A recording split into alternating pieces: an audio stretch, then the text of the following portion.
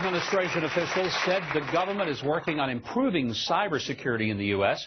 That's in response to attacks that have been linked to the Chinese government. That is on 115 American companies. So far, the attacks haven't really affected most of the U.S., but with a click of a mouse, hackers could shut down our electric grids, mess around with air traffic control, maybe even access the launch codes. It could happen. And our guest says, we're just not prepared. Joining me is Michigan Congressman and Chairman of the House Intelligence Committee, Congressman Mike Rogers. Congressman, thanks for joining me today. Governor, thanks for having me. How urgent is the issue with cybersecurity in the U.S.? Well, I will tell you, it's not just 115 companies.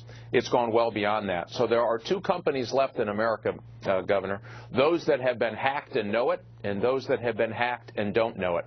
I have never seen such a prolific, exponentially growing problem that the United States is not prepared to handle, and that's Chinese coming into our networks, stealing intellectual property, the blueprints that make your company valuable, taking it back to China, repurposing it, and then competing against our U.S. companies in the international market. One American company was hacked, very large manufacturing company, most people would know it.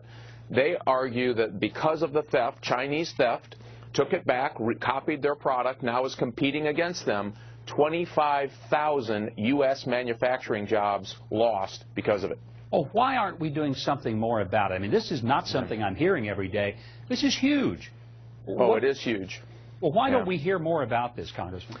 Well, a couple of reasons. One, companies were very reluctant to talk about it. Matter of fact, ours was the first committee about 2 years ago to come out and name China as the #1 intellectual property or economic espionage actor in the world. We've never seen anything like it in the history of the world, by the way. And companies were reluctant to come forward. I couldn't even get someone to come testify at the committee for fear of retribution for trying to do business in China. So we had this odd confluence of events that allowed companies to say, hey, I don't really want to talk about it. It might hurt my stock prices in Wall Street, might hurt my ability to raise capital. I don't want the Chinese to come after me again. But we've kept pushing this envelope and kept pushing the envelope until now this report that you referenced shows just how serious Chinese espionage is and how we need to wake up, and we need to wake up today. We're in a cyber war with countries like China, Iran, others, and we're losing, Mike. That's the problem. Well, you know, it sounds like we're being held hostage by China. I mean, they're literally holding businesses and their future for ransom for all practical purposes. Let's talk about what can a hacker potentially do to the electric grid in a way that it would affect not just some business and manufacturing, but every American citizen.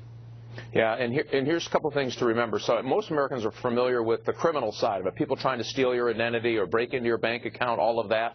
This is much more sophisticated level than that. So a nation state like China, Russia, now Iran, have as a part of military planning, this is already a part of their planning, that if they were going to have some aggressive offensive operation, they would first come in and shut down your ability to your electric grid. So all your electricity would go out. They'd shut your ability to get access to your financial institutions. So imagine that your grocery store would have no electricity and no way to repair it anytime soon.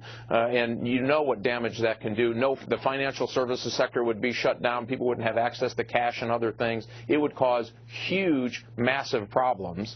And we know that China has that as a part of their capability. And the Mandiant report, which is the first real public, it was a private company, but public report on the kinds of things they were prepared to do, was exactly that. So trying to create chaos, we used to call it prepping the battlefield when I was in the Army. We used to do it with artillery shells and airplanes bombing. Now they would do it with cyber attacks of epic proportions. Congressman, I appreciate your vigilance on this, and really thank you for opening our eyes, because I don't think the average American has ever heard some of these scenarios that are being played out. Great to have you here. Look forward to having you back soon. Thanks, Governor. Appreciate it.